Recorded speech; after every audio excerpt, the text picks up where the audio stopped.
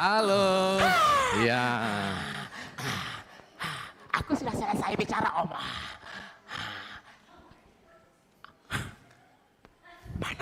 Bapak Ibu, saya diminta oleh panitia awalnya untuk bergabung di situ. Jadi saya lagi membayangkan, aku yang pakai baju ini kali nanti, aduh untung nggak jadi.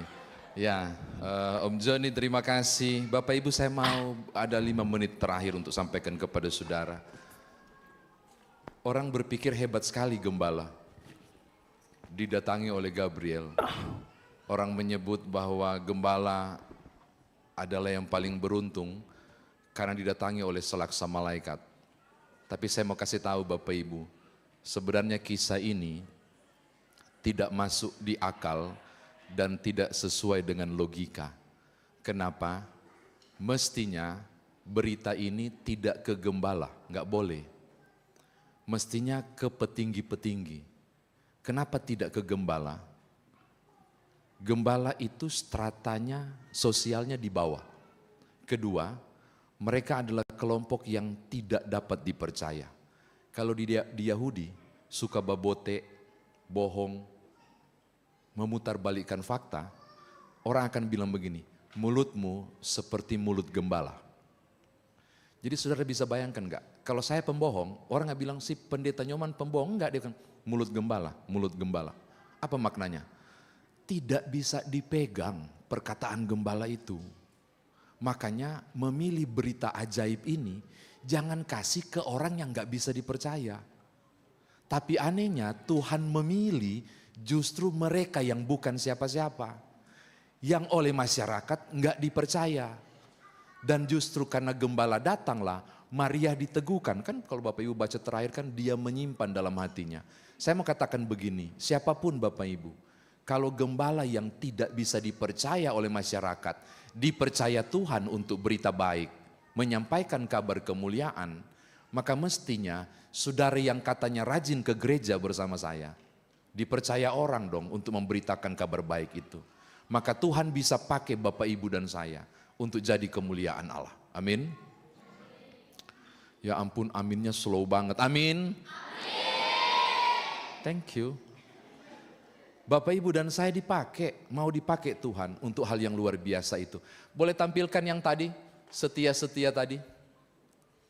Kok aku tertarik Pak Om Joni kasih. Bapak Ibu, harus ada koma tadi, harus ada tambahkan koma yang disampaikan Om Joni tadi. Saudara rajin berdoa, tidak akan membuat Tuhanmu makin mengasihi engkau. Maaf, dengar baik-baik. Jangan sebut dulu saya sesat.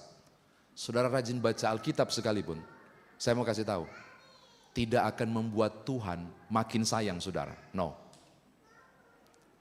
Saudara rajin beribadah, ibadah sekolah minggu dan seterusnya, pelkat sekalipun, PKP, PKLU sekalipun yang disebut, saya mau bilang, saudara rajin sekalipun, tidak akan pernah membuat Tuhan makin sayang saudara.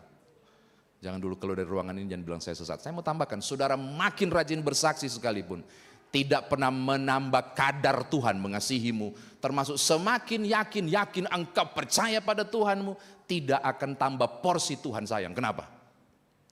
Karena Tuhan mengasihimu pada porsi maksimal. Karena dia adalah kasih.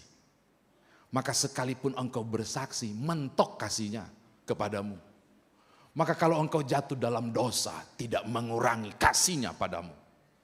Karena dia adalah kasih. Ini penting. Kalau saudara beribadah, bukan mau cari supaya Tuhan sayang, bukan. Engkau beribadah, engkau bersaksi, engkau baca Alkitab. Karena engkau tahu, aku sudah disayang Tuhan secara maksimal. Amin. Tepuk tangan dong buat Tuhan Yesus. Saya sangat bersyukur Bapak Ibu. Pendosa sekalipun tidak pernah mengurangi kadar Tuhan mengasihinya. Maka marilah sekarang bersaksilah lewat kata dan perbuatan kita. Karena lewat itu kita berkata kepada dunia, Allah adalah kasih. Supaya saya lebih panjang dari Om Joni, jadi saya harus tambahkan. Terakhir, kalau enggak ada guna saya berdiri di sini. Ada satu kisah yang saudara sudah pendengar tahun lalu, dan saya akan mau perdengarkan sekarang lagi tentang kesaksian sederhana. Ini angklung, tadi ada yang hari Minggu kemarin ada anak-anak yang main ukulele. Ada hadir enggak dia tadi sekarang? Itu bagus banget tuh main ukulele. Nah ini ada kisah, ada opa di Jerman, opa kisahnya mungkin opa tahu tahun 1818. Saya belum lahir, 1818. Di Santo Nicholas Kirche, gitu ya bahasa Jerman kalau bilang gereja, Kirche. Bagaimana sebutannya itu yang benar, pokoknya gereja itu. Santo Nicholas Kirche, malam Natal.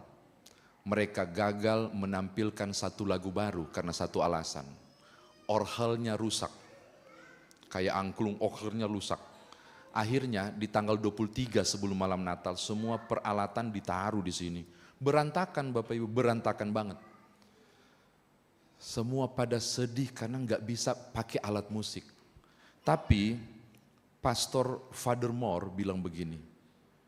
Gruber, dia bilang, Franz Gruber, tadi saya tunjuk opa, Franz ini lain lagi. Franz Gruber dia bilang begini, lu aransemen ulang ya, nggak usah pakai orgel. Aransemen menggunakan gitar. Itu cuma satu malam dari tanggal 23 ke tanggal 24 untuk pentas. Berhasil loh Bapak Ibu. Lalu lagu baru itu dinyanyikan. Father Moore dengan tenornya, lalu kemudian paduan suara itu dari belakang mensupport dengan gemilang. Orang sampai nangis dan memberi tepuk tangan. Dan saudara tahu, si tukang orgel yang lagi perbaiki di belakang mencatat notasi lagu itu. Karena dia peka terhadap nada, dia catat. Bapak Ibu tahu, dia sebarkan lagu itu ke kampungnya. Dari kampung ke kampung, lagu itu tersebar luar biasa. Dari negara bahkan ke negara, termasuk masuk ke Indonesia melalui penjajahan Belanda. Lagu yang terkenal itu dalam bahasa Jerman disebut Stille Nacht. Yang saudara dengar sekarang, Silent Night. Dan sebentar yang kita sudah nyanyikan kemarin, Malam Kudus. Sederhana. Orang bilang kebetulan, enggak. Berdasarkan kemampuannya, saling menyebar. Gruber dengan kemampuannya, Father Moore dengan kemampuannya, anak-anak yang dengan angklung, beberapa orang dengan paduan suara. Siapapun saudara, engkau bisa jadi gembala di Efrata yang memberitakan kemuliaan Tuhan. Selamat bersaksi, Tuhan berkati Bapak Ibu. Haleluya. Amin.